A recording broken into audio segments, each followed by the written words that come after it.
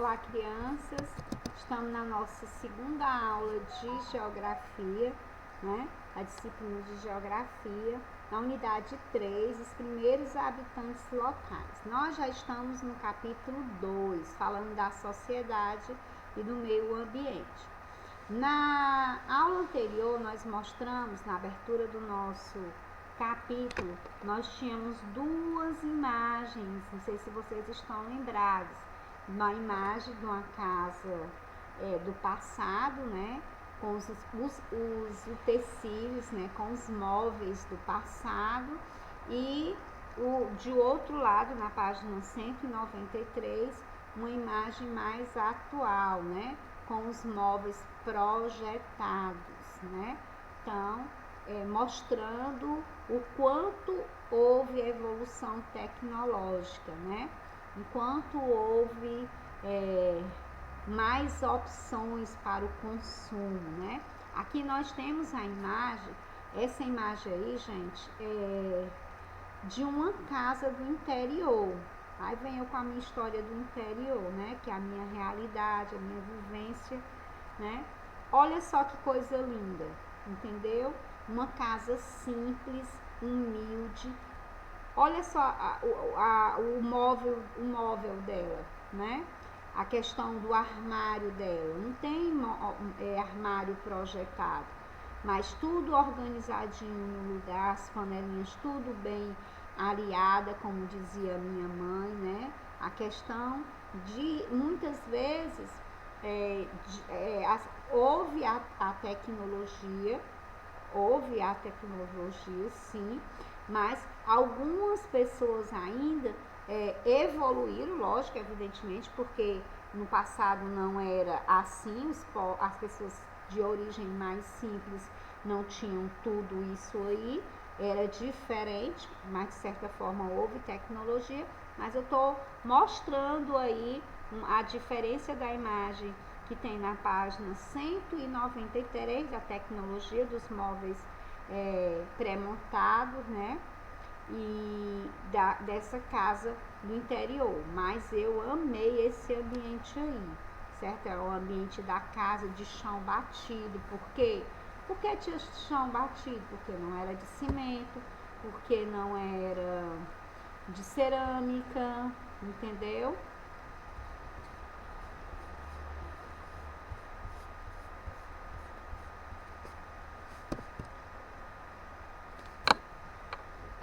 Nós temos mais imagens aí, essas imagens aí são também de ambientes representados, que representam muito o passado. Essa imagem aí eu falei na aula anterior de Geografia, eu creio, que é do Sesc de Ipatrana. Lá tem uma fazendinha lá, onde tem um espaço, olha só, uma cozinha, né? A cozinha com a mesa e as cadeiras de madeira, que é a parte dos santos, né?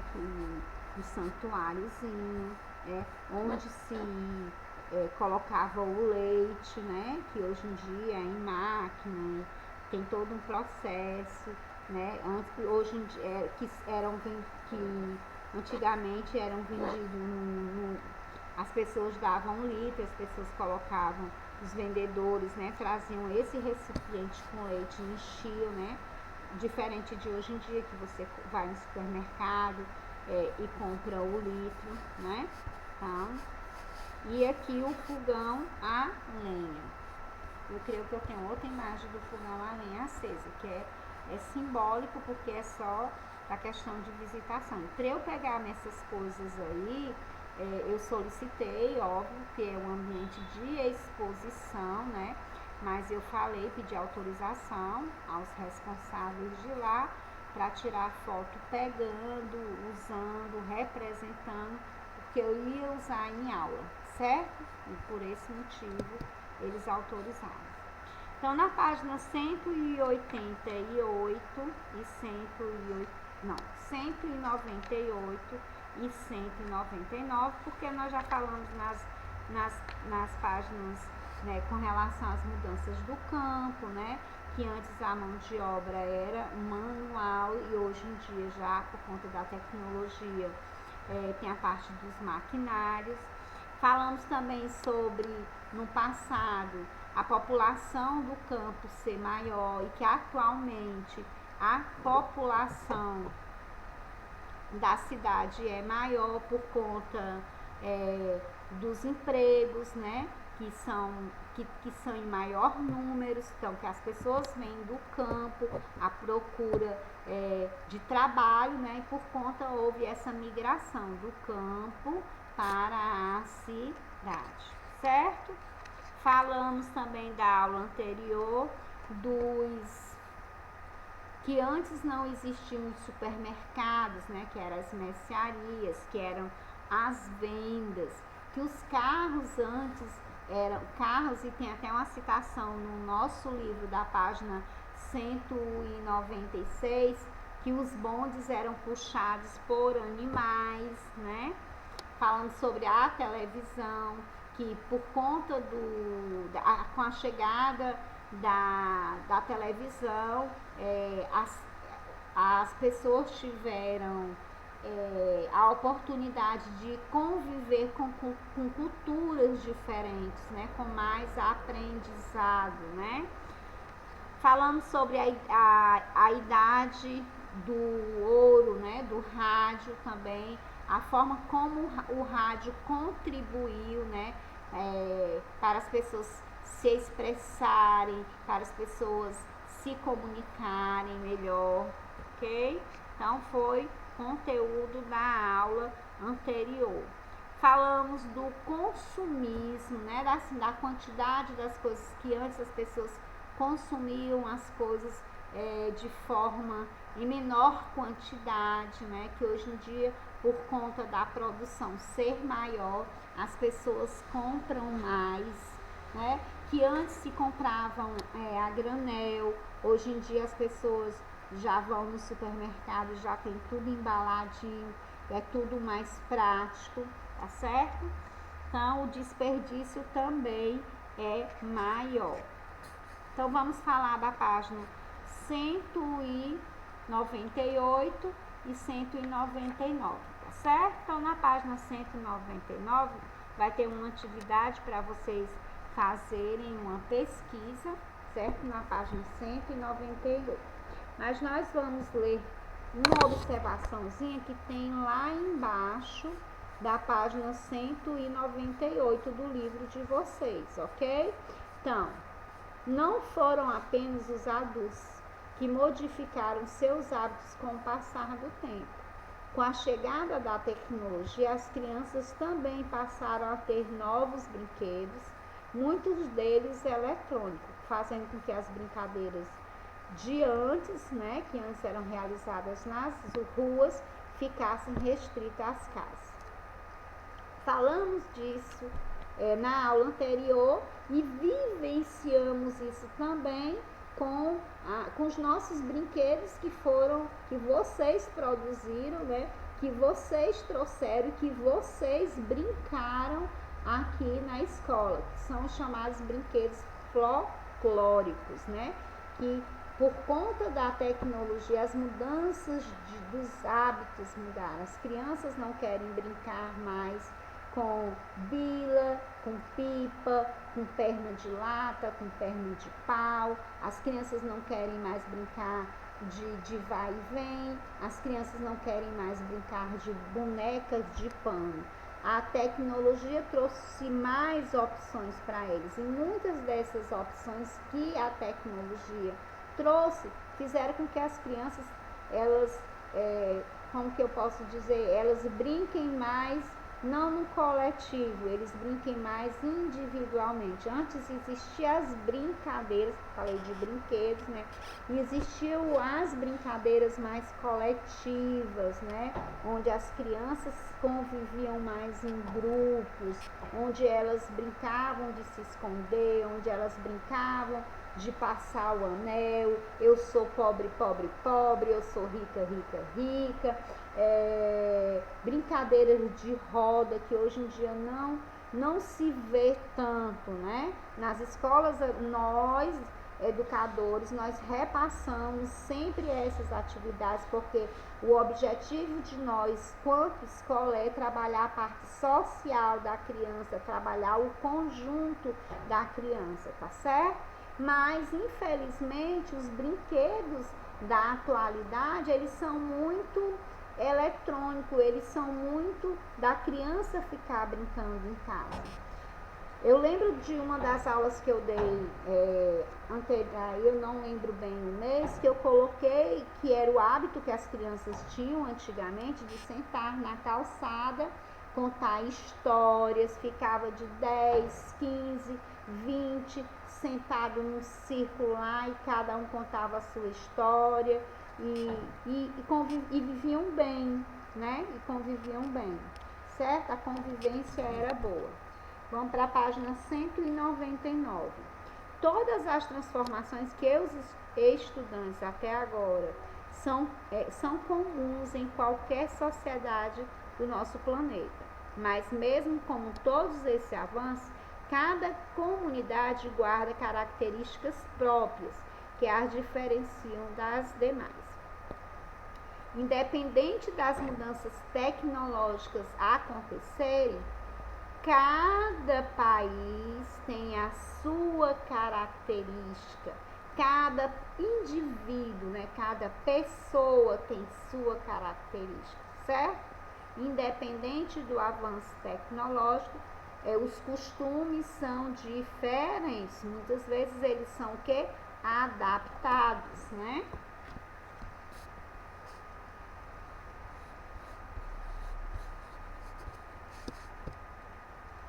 Na página 200, nós vamos falar sobre o consumo, né, excessivo, tá certo? Cuidado com a natureza. Eu lembro bem, também já fiz essa citação, antigamente nós somos 6 filhos, eu tenho 5 irmãos. Então, 3 estudavam de manhã e 3 estudavam à tarde. Gente, agora vocês tentem imaginar o porquê de 3 estudarem de manhã e 3 estudarem de tarde. Por quê?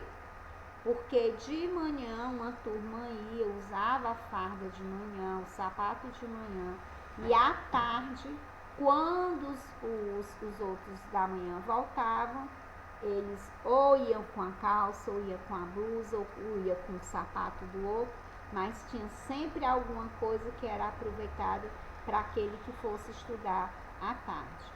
As roupas, não existiam guarda-roupa cheio de roupas, que o povo diz que é closet. Tem closet cheio de sapato, tem closet só para roupa e muitas vezes tem roupas que você nem usa, né? Vou citar aqui a minha mãe. Minha mãe, ela tem mania, ela é consumista, ela consome demais. Então, a minha mãe, ela compra roupa, ela chega a comprar até roupas repetidas, né? Que ela compra e não lembra que comprou, achou bonito e compra de novo. Então, assim, é o consumismo em excesso, né? Então, mas por que isso acontece? Porque a produção é grande, né? As fábricas produzem em excesso. Antigamente não existiam as fábricas, eram as costureiras que faziam as roupas. Então você tinha que comprar o botão, você tinha que comprar o zíper, você tinha que comprar a linha, levar para a costureira, certo? Então o processo era mais lento. Agora, com esse mundo da tecnologia, com o mundo da máquina, né, que produz tudo em grande quantidade, quer seja na parte de alimentação, quer seja na parte de roupas, né, mudou, o consumo mudou. Então, uma importante mudança motivada pela chegada da indústria à sociedade foi a alteração nos hábitos de consumo. A indústria promoveu a diversificação de tipos de produtos comercializados e com isso as pessoas passaram a consumir cada vez mais. Essa situação acabou por influenciar na natureza, Com o aumento do consumo dos recursos naturais, aí aumentou o quê? Aumentou também a geração do lixo e da poluição, né? Um exemplo simples em que podemos observar essas mudanças são as roupas. Antes era muito comum a produção de peças de roupa em casa, com as costureiras que eu falei, né? Por meio de trabalhos artesanais, manuais, como o tricô, o crochê, né? Apesar disso, produzir em casa era mais barato que comprar roupas prontas. Dessas formas, as pessoas utilizavam a roupa por muito tempo e acabavam passando de uma pessoa para a outra, o que ampliava muito mais o seu tempo de uso. Vocês estão vendo aí, né? As pessoas não tinham muitas roupas, não tinha essa de todo dia usar uma roupa diferente, que hoje em dia as pessoas não querem repetir roupas, e as roupas que as pessoas usavam muito, né, acabavam depois passando para outras pessoas que tinham menos condições de vida. Eu, particularmente, usei muito roupa dos outros, roupas que as pessoas não queriam mais, mas não era roupa rasgada, não, roupas que a pessoa tinha mais condições de vida melhor condição de vida que eu e não repassavam pra gente. Muitas vezes as roupas em ótimo para usar, bem conservadas, entendeu? A mesma forma com sapato. Eu lembro que a primeira vez que eu ganhei um sapato novo do meu pai, um sapato novo, tá? Do meu pai, eu tinha 6 anos. Eu lembro como se fosse hoje. Era um carinha de bebê preto. Então, gente, são coisas que vocês, graças a Deus, vocês vivem num mundo da tecnologia, mas eu acho que também, por conta do que nós, né, que não fazemos parte dessa geração, né, nós somos da geração que antes não tinha muito, eu sou da geração que a parte de máquina, de indústria veio depois, então eu valorizo muito as coisas, porque nós tínhamos tudo com mais dificuldade. Hoje em dia você sai um celular hoje, né? Daqui a uma semana, um mês sai um outro modelo, aí as pessoas já querem mudar, não valorizam aquele produto que você tem, né? A questão do consumismo é mais ou menos por aí. A questão de não dar valor, né? Acaba perdendo valor, as coisas perdendo valor. Na página 200 ainda também nós vamos falar um pouquinho. O uso de uma roupa por muito tempo, ou mesmo até que chegasse a seu fim, acaba por reproduzir os impactos na natureza. Pois quando deixamos de usar uma roupa que ainda está em condições, acabamos por comprar uma nova, gerando lixo e poluição. Não sei se vocês fazem, mas as roupas que eu não quero mais, mas que estão em boas, bem conservadas, porque o que eu não quero para mim, eu não quero para o outro, eu me coloco no lugar do outro. Eu não vou dar uma roupa rasgada que não tem, que a pessoa não possa usar. Eu não vou usar porque ela não presta mais pra mim, não. Eu não vou usar porque ela não dá em mim, porque eu engordei, entendeu? Porque aí o que é que eu faço? Eu repasso para outra pessoa que como eu na época do passado, né, tinha menos condições e não podia comprar. O que é que eu faço? Eu ensinei o meu filho para 2 locais que nós doamos. Para 2 interior. Um vai para Bela Cruz, separe o que você não quer para Bela Cruz e separe outra para Limoeiro. Lembrando que eu quero ver o que você está colocando, porque eu só quero que você doe aquilo que realmente tem a condição de outra pessoa usar, certo? Então, entretanto, não é só as vestimentas que precisamos ter cuidado em relação ao que chamamos de consumismo excessivo. Quando uma pessoa compra objetos de utensílio sem que realmente tenha necessidade, isso também é consumo excessivo. Eu costumo dizer lá na minha casa que eu só tenho o essencial, entendeu? Eu não tenho taça para champanhe, eu não tenho prato, fundo não sei para quê, talher não sei para quê, não. Eu tenho o essencial do que eu uso no meu dia a dia, até porque eu não vivo dando festas, travessa não sei de quê, travessa não sei para quê, bandeja não sei para quê, não tenho nada, eu só tenho o que eu uso no meu dia a dia, certo? Então, assim, eu não recrimino quem tem. Quem tem é porque usa de alguma forma, né? Recebe pessoas, né? Serve, precisa de travessa, precisa de bandeja. Eu, como não preciso, eu não compro. Mas eu conheço pessoas que têm e que tá dentro de um armário levando poeira desde quando casou. Mas está lá impecável que eu digo dentro do armário, né? Nunca foi usado. Então, isso é consumismo, né? Então, loja de produtos eletrônicos nos Estados Unidos. Esses produtos são rapidamente substituídos por tecnologias mais inovadoras, o que gera lixo eletrônico, né? Sempre estão acontecendo, está aparecendo sempre produtos melhores, né? Para que as pessoas consumam mais.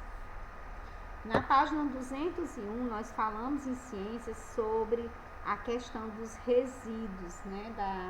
Da duração, de quanto tempo leva para se decompor na natureza, que nós vamos rever novamente na matéria de geografia esse conteúdo. Então, vamos falar um pouquinho dos resíduos sólidos, tá certo? A quantidade de lixo produzida atualmente é muito maior do que no passado. Obviamente, a população cresceu e mais produtos precisaram ser produzidos. A produção de lixo por pessoa também aumentou bastante nos últimos anos.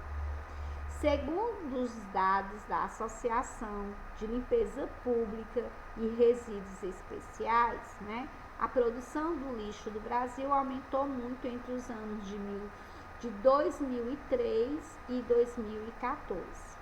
Além disso, o estudo demonstrou que mais de 78 milhões de brasileiros não contam com serviços de tratamento de destinação adequada aos resíduos sólidos. Sem falar que tem pessoas, né, que não separam devidamente, né, os produtos, porque se você está na sua casa, você sabe o dia da coleta do lixo e você separa adequadamente, né, o seu lixo, você também de certa forma vai contribuir para que aquele lixo ele seja o que? Reutilizado, né, novamente. Que vem a ser resíduos sólidos.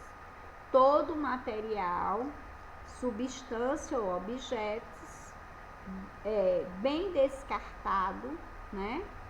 Atividades humanas, certo? Então, os resíduos são isso e a definição está aí na página 201 de vocês.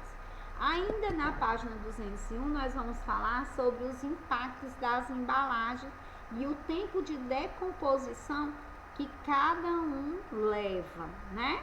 Então, nós já falamos sobre as embalagens lá na matéria de ciências, se eu não me engano, na primeira unidade, no primeiro capítulo, né? Conheça mais o problema das embalagens, tipo de resíduos sólidos, na leitura a seguir. Lá no início, nós falamos que não existia o mercantil e que as mercadorias eram vendidas a granel. Então, quando eu ia comprar a minha mercadoria, o meu arroz, o meu feijão, eu pedia o seu Zé da mercearia, a dona Maria, o seu Raimundo, seja lá quem fosse, né? Se eu pedisse 1 quilo de arroz, o meu quilo de arroz vinha um saquinho de papel, ele colocava no saquinho de papel. Vamos ver quanto tempo o papel leva para se decompor. O papel, ele leva para se decompor em torno de 3 a 6 meses. Hoje em dia vem aonde vem plástico, leva o quê? 400 anos. Olha só a diferença, né? Então, por aí você tira. As roupas que eram usadas durante muito tempo, que passava de um para outros, o tecido, né? Ele leva para se decompor em torno de 3 a 1 ano, de 6 a 1 ano. Atualmente, por conta do consumismo das pessoas, né, que não passam mais, essas roupas não estão passando de uma para as outras, porque as pessoas estão sempre comprando mais, sempre querendo mais. Então, a quantidade desses tecidos que estão indo aí, sendo jogados para a natureza, tá passando muito tempo, a quantidade é maior. O tempo do tecido se decompor é de 6 a 1 ano, né? Mas a quantidade aumentou. O metal é em torno de 100 anos, o alumínio 200 anos, o plástico nós acabamos de falar que é mais de 400 anos, e o vidro, gente, mais de 1000 anos, certo?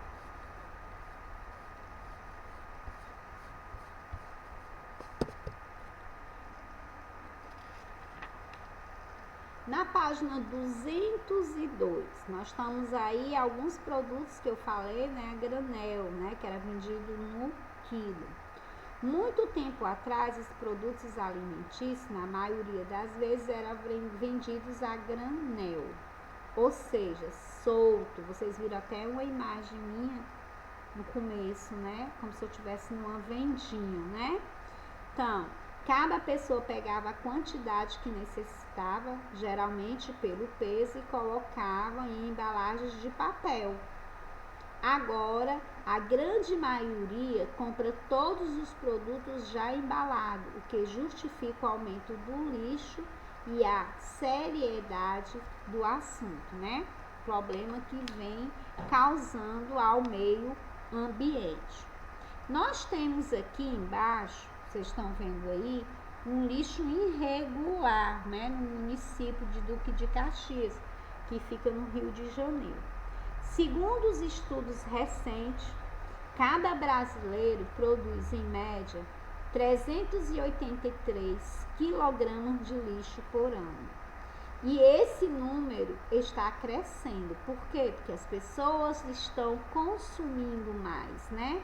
Então, a situação fica cada vez mais crítica quando sabemos que boa parte desse lixo não tem destinação correta. As pessoas têm o hábito de colocar em qualquer canto.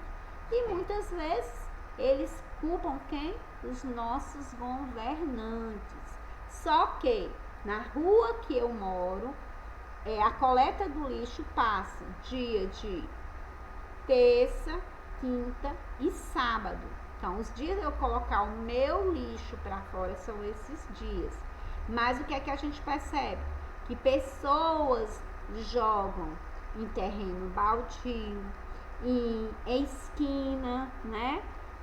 Fazendo com que o lixo fique a céu aberto, tá certo? Então, os lixões a céu aberto, como são chamados depósitos de lixo irregulares, ainda são muito comuns no Brasil.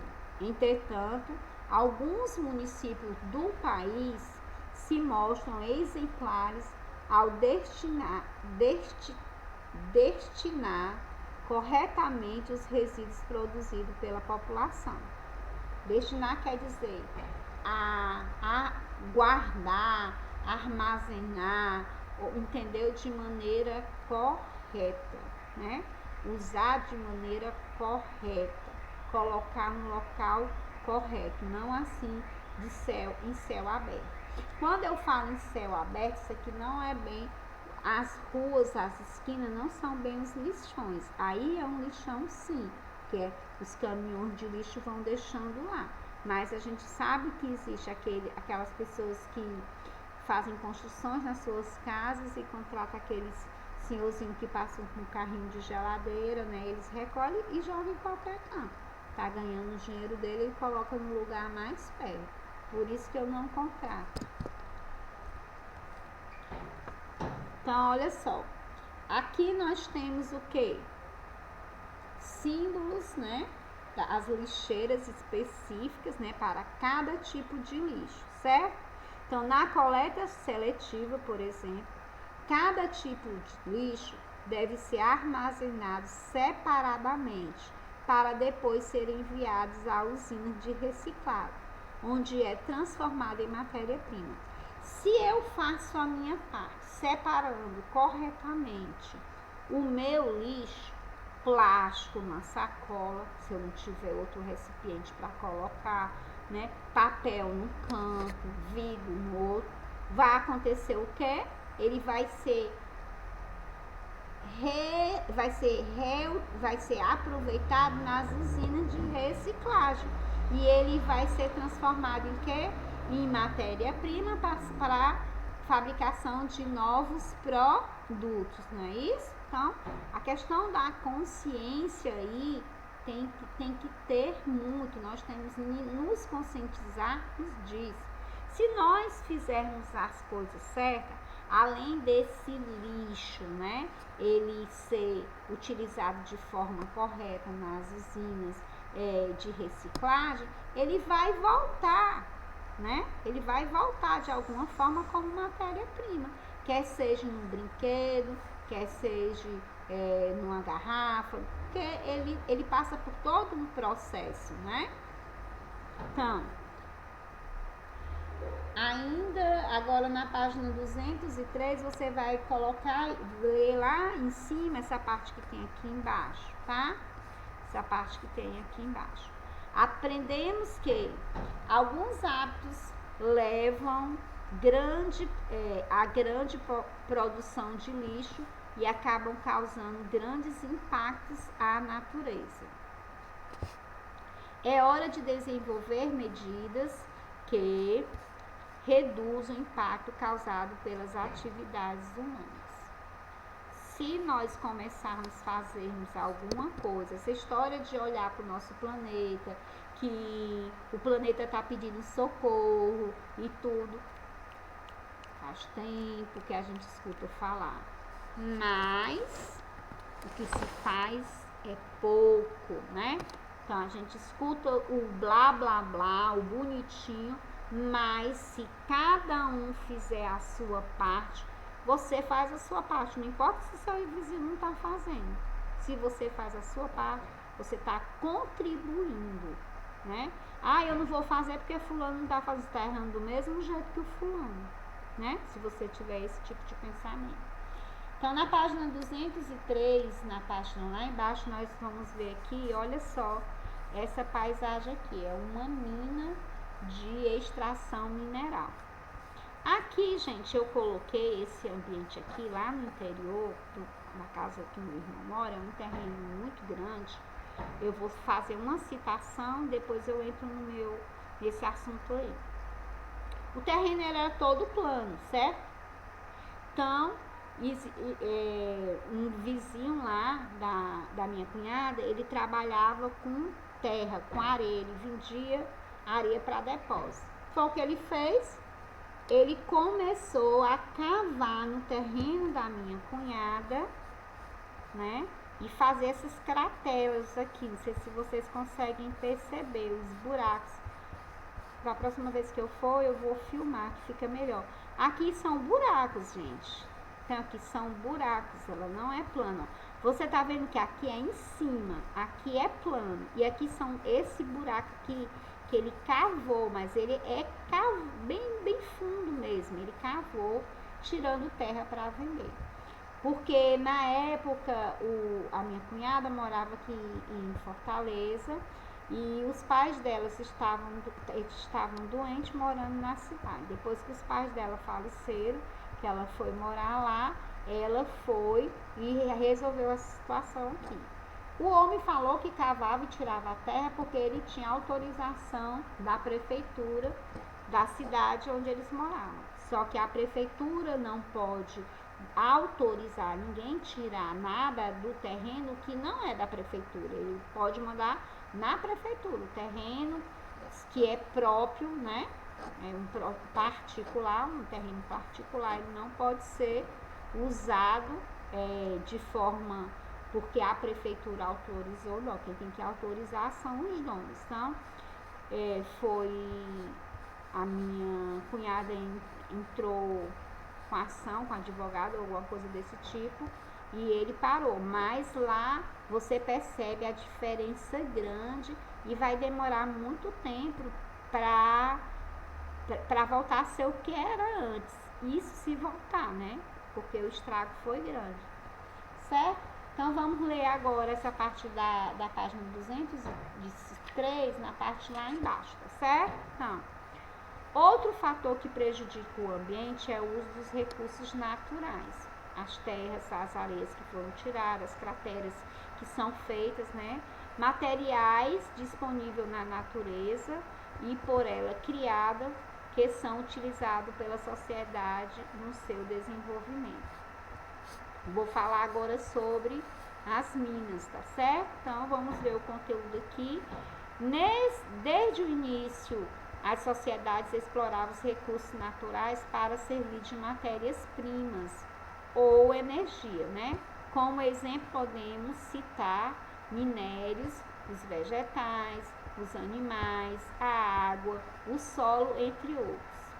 Com o aumento da produção industrial, a necessidade de retirada dos recursos naturais tem aumentado cada vez mais, levando à poluição do ar, das águas e reduzindo a biodiversidade, né? Intensificando a mudança climática. Além disso, esses recursos podem ser esgotados. Por isso é importante planejar cuidando dos recursos naturais. Se o consumo atual continuar nesse ritmo, eles podem não estar mais disponíveis para gerações futuras. Segundo a Organização das Nações Unidas, né? O principal motivador do aumento da exploração dos recursos naturais é a expansão do consumo. Várias pessoas que estão preocupadas com o destino do planeta se debruçam, né, em estudos para pensar em maneiras de tornar as casas mais sustentáveis, ou seja, utilizar os recursos naturais e destinar de maneira correta os resíduos produzidos. Aí na página 204 você vai ver um exemplo, gente, de uma casa, né, considerada sustentável, né? Vamos ver? Ok, aí nós temos aí uma casa com teto solar, né? Nós temos uma casa com teto solar, tá vendo? Telhado verde, né? Esse telhado verde, ele regula a temperatura, tá certo? E a umidade, tá certo? Aí nós temos aqui a placa, essa plaquinha aqui, né? Uma placa. O que é que essa placa faz? Ela produz energia, certo? Elétrica, né? Ela capta, né? Energia luminosa do sol, né? E ela capta. Inclusive lá no meu irmão, ele já está usando já aproveitando já a luz solar também, gente, já como um projeto para a casa dele, né? Aí nós temos o que também ainda? Horta, né? A horta, bem aqui assim, a horta. É a matéria-prima natural, livre de compostos, né? Então, a hortazinha já feita também para tornar a casa tudo sustentável. Tem uma cisterna. O que vem a ser uma cisterna? Você sabe o que é uma cisterna? é aproveitar, né, a água da chuva. Vi muito isso no interior quando eu tinha 15 anos. Cisterna. Aqui, aquecimento solar, através da energia solar, né? Então, número 4 aí, ó, aquecer a água por meio de energia solar. Então, são aí ideias, né? São projetos para possibilitar, né? Ambientes, casas mais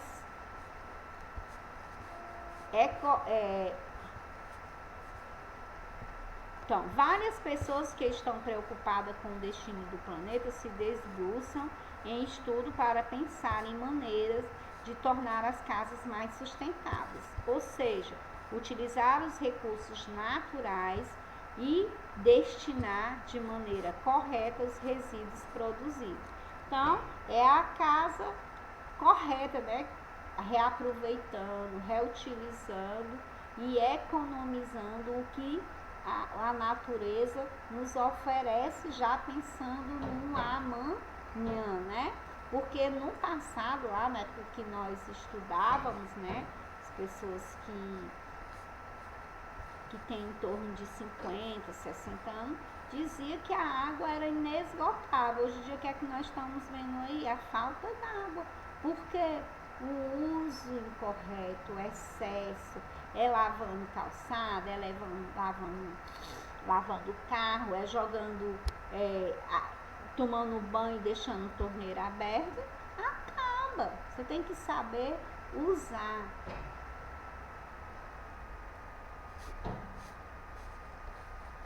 Usar da maneira correta, né, gente? Tem que pensar no amanhã. Eu costumo dizer pro meu filho que a gente não tem que pensar só no hoje, não. A gente tem que pensar principalmente no amanhã.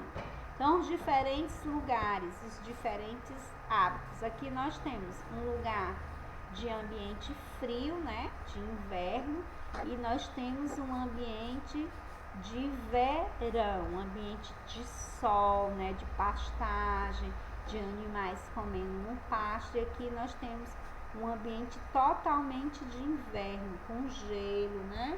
Isso aí é na imagem da página 205. São locais de lugares diferentes e hábitos diferentes. Percebemos até agora que as tradições, né, e hábitos da comunidades são formadas ao longo do tempo, são ligadas a heranças deixadas por antepassados e as mudanças tecnológicas, e também por influência das características naturais do local, certo? Um exemplo são as vestimentas. Em locais mais frios, as pessoas costumam usar roupas mais pesadas e que elas se mantenham aquecidas, né? Já em locais de temperatura mais elevada, as roupas são mais leves, que permitem mais ventilação para o seu corpo. Dessa maneira, as diferentes comunidades acabam por adquirir hábitos de vidas diversos, né, dependendo do lugar onde vivem. Outras características podem influenciar os diferentes hábitos de uma comunidade, como seu tamanho. O aumento de número de habitantes de uma comunidade acaba por impedir que seus membros conheçam pessoalmente uns aos outros, porque se a comunidade é muito grande, não tem como eles se conhecerem, né? Dificilmente as pessoas vão se conhecer. Já nas comunidades com menos pessoas, é bastante comum que quase todas se conheçam, como no caso das pessoas que moram no campo. No campo, a relação com a natureza é mais evidente, pois muitas vezes são os ritmos naturais que determinam as diversas atividades realizadas.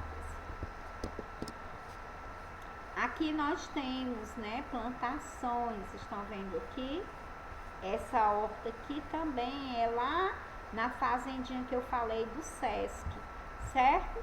Então, nós vamos lá para a página 206 e vamos falar um pouquinho sobre a alimentação também, um fator que varia entre diferentes comunidades.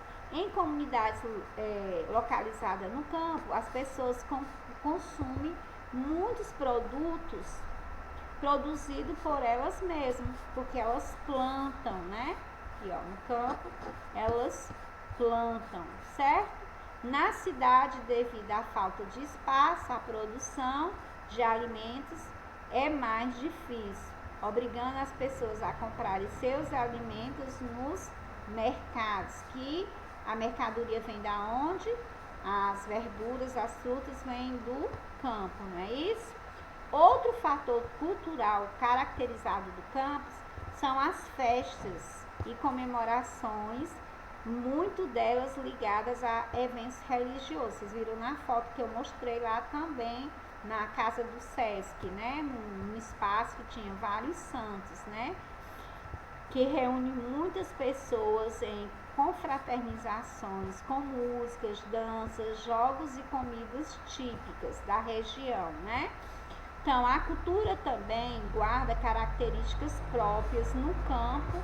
Por exemplo, a música geralmente é chamada de moda de viola ou música caipira, que fala da lida da roça e do contato com a natureza, certo?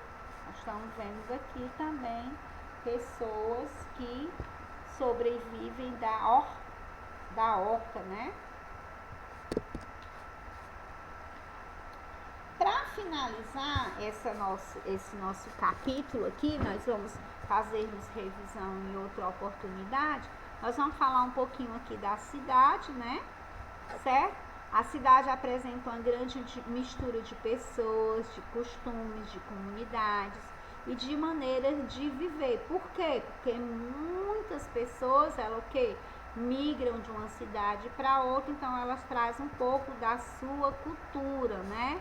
Então, as residências estão mais próximas, tem bem como organizadas, ruas são asfaltadas, com calçadas, tem rede de iluminação, tem edificações e etc. Os povos da cidade geralmente têm menos contato com a natureza, uma vez que essa muitas vezes se encontra restritas só a parques, né? Dificilmente a gente encontra na cidade um ambiente com tanto verde como esse aqui, tá certo? De ver mais o que? Os prédios, né? Aqui a demonstração aqui para vocês verem, tá certo?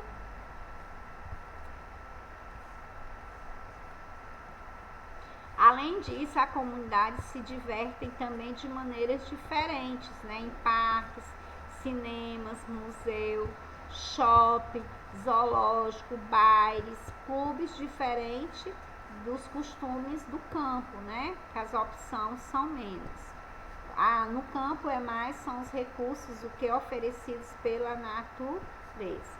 Então, lá no finalzinho aí da página 208 tem dizendo o quê?